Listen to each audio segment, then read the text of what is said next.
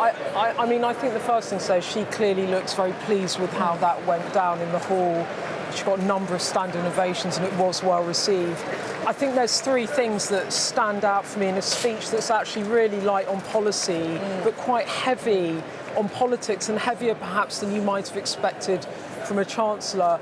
The first thing that was the most interesting thing to me is the nod to the budget, where she says there will be harder choices to make in the months ahead.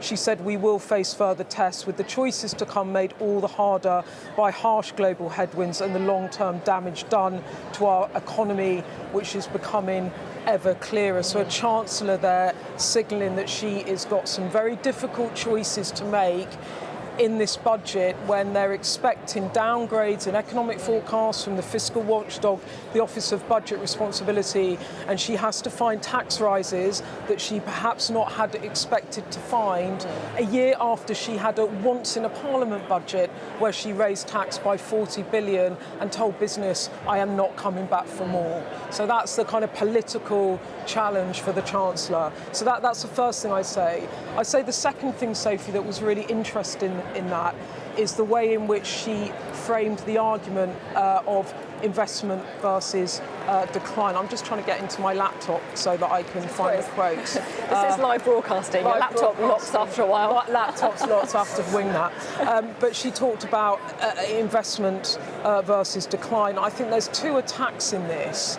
There's an external attack on those that are, she would argue, talking the country down, and that is reform, and I'll come back to that, but also she took aim again at the Conservatives' record, and then she spoke a lot about investment, going through all of the investments that the Labour Party are making around the country to the delight of the hall.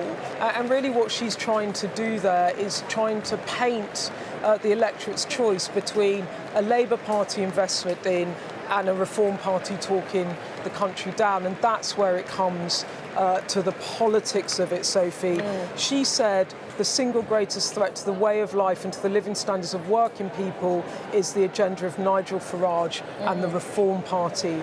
And this speech was really heavy on politics, where she talked about her version of patriotism. She talked about the way in which she wants to try and regrow the economy to answer the protest politics, if you like, of Nigel Farage. And she was very clear that it was the Labour Party that was the side of working people. And that really struck me, where she talked about what she saw her patriotic mission to be. So they were the three elements that stood out. And I think also, while she was attacking external critics, there are attacks on internal critics there, where, as you said, she said there's nothing Labour about borrowing more, and there is a oblique swipe at those within her own party that is saying you need a radical rethink of the rules, your fiscal rules, you need to borrow more, you need to think again about how you're running the economy. She is like, the lady is not for turning on that.